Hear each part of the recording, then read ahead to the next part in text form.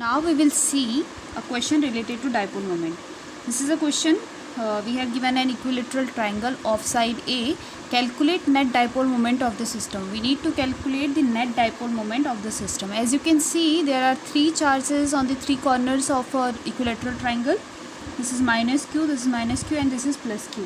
And you know, to make a dipole, you need only two charges. So we can write 2q as q and q. We can write it as first we make an equilateral triangle. This is minus q, this is minus q, this is the solution, and we can write it as plus q and plus q separately.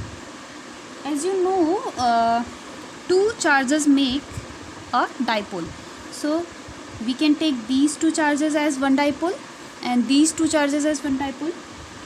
So for this dipole, this is minus charge, this is plus charge. Direction of dipole moment is always from minus to positive. So we will write it as P1 is equals to Q into 2L, Q into 2L, and for P2 will also be Q into 2L. So direction of P1, let us give it a name, point P, capital P. Direction of P1 will be in this direction. Suppose I write it as P1 and I write it as P2. So the direction of P2 is in this direction and direction of P1 is in this direction. As we know, the triangle is an equilateral triangle, so I can say it is an angle 60 degree. So let us make the vector diagram. This is 60 degree angle, this is P2. If I extend this will show the direction of P2, and if I extend this line, this will show the direction of P1. So P2 is in this direction and P1 is in this direction. As we know, P2 and P1, dipole moment is a vector quantity. So, and we know the angle between these two, as this angle is 60 degree, this angle will also be 60 degree. So net dipole moment will be given by, again, vector formula. How we calculate the resultant of any two vectors? Resultant of any vector is equals to p square plus q square plus 2pq cos theta.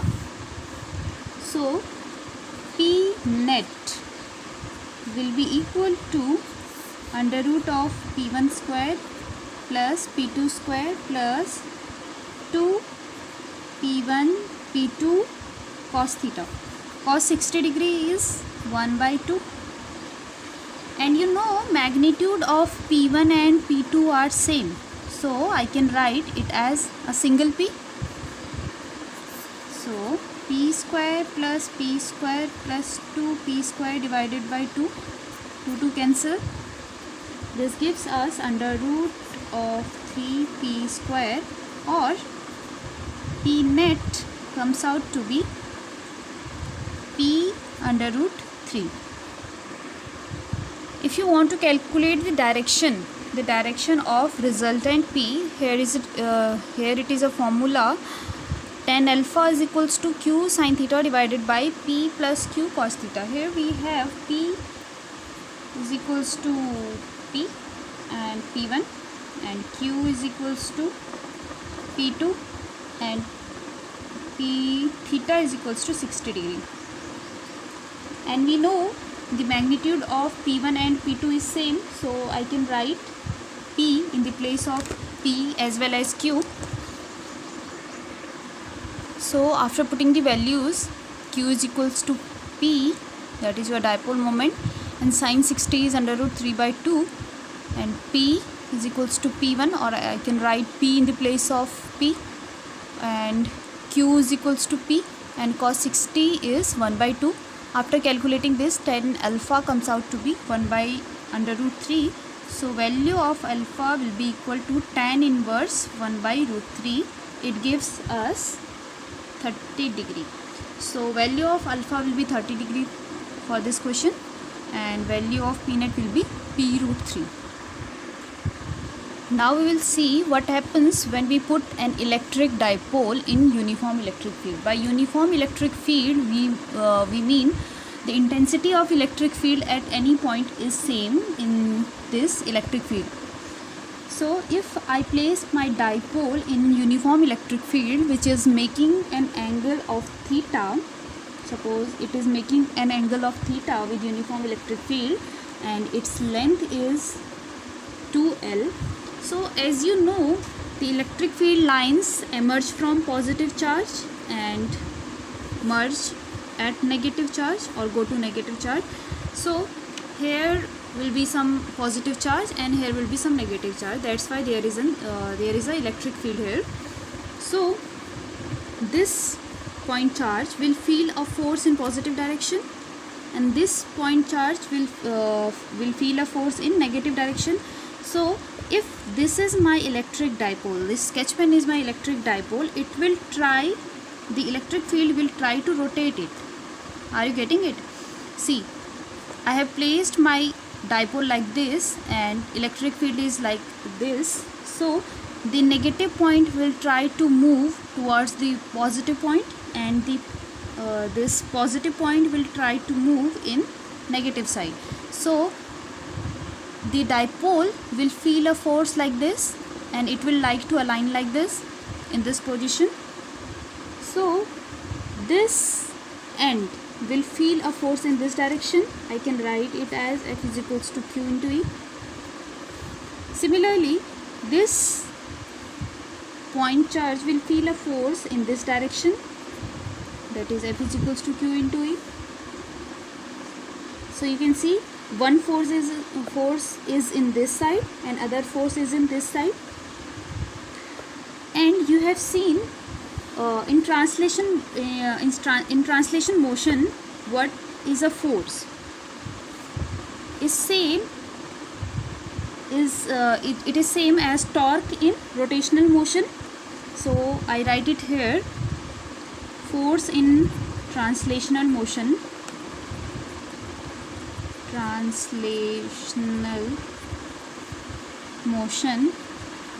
is similar as torque in rotational motion.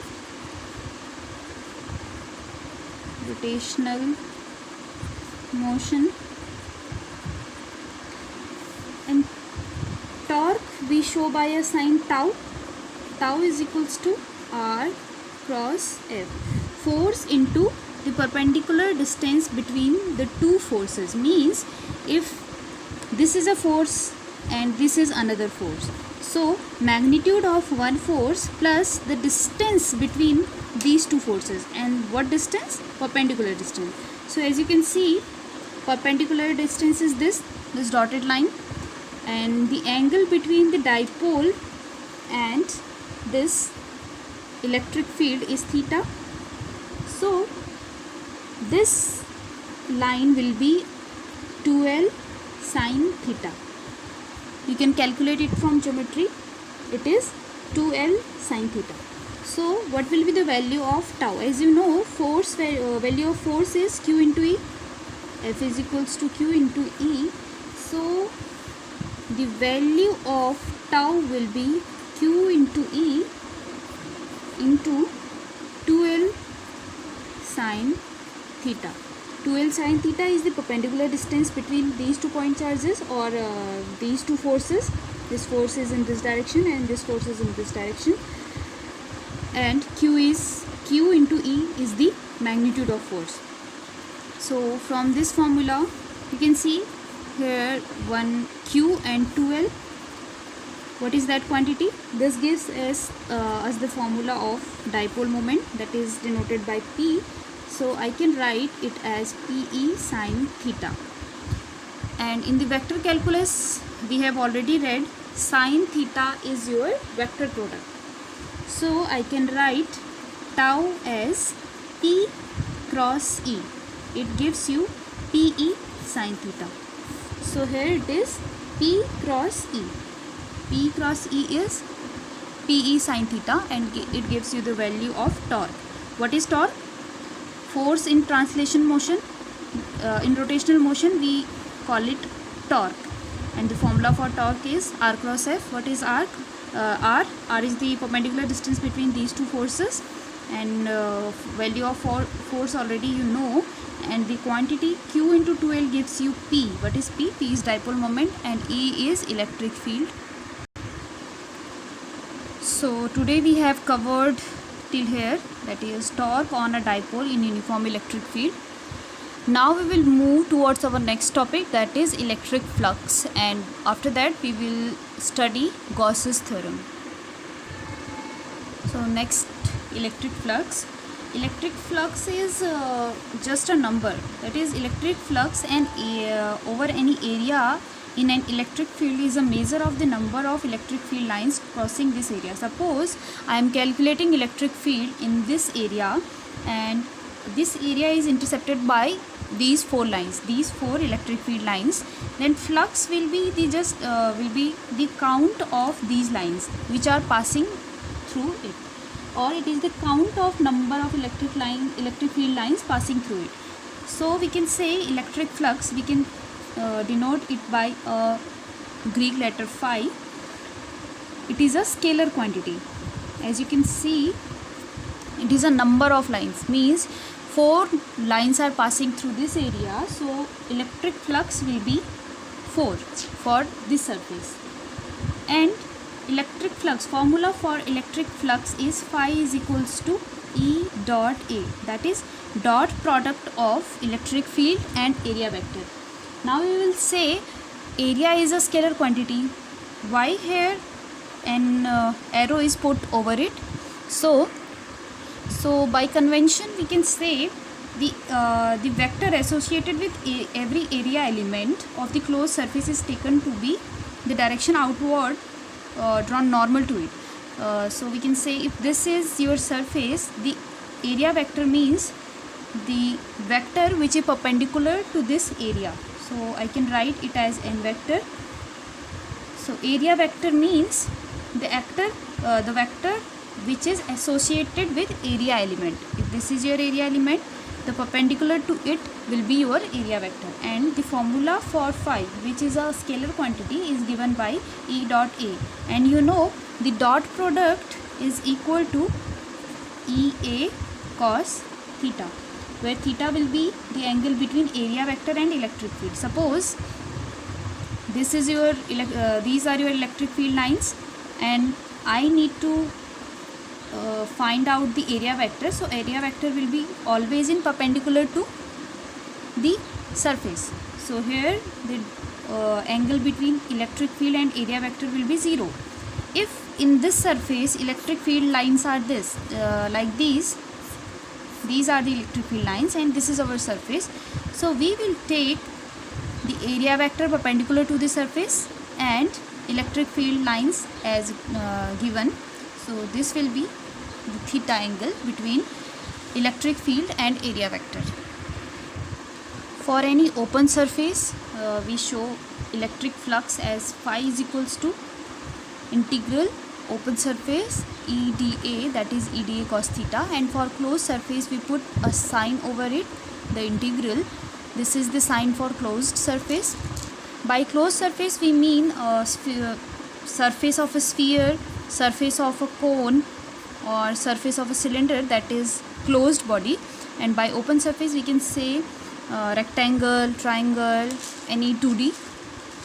So this is the sign for closed surface, integral of EDA, that is your EDA cos theta. Suppose this is a sphere and these are some electric field lines passing through it. So what will be the net electric flux through this surface? So as here you can see, electric field lines are passing from outside and they are entering the sphere, and then after some time they are leaving it. So number of electric field lines coming is equals to number of electric field lines leaving. So we can say net electric flux is equals to 0 for this closed surface. So here you can note one thing: for any closed surface,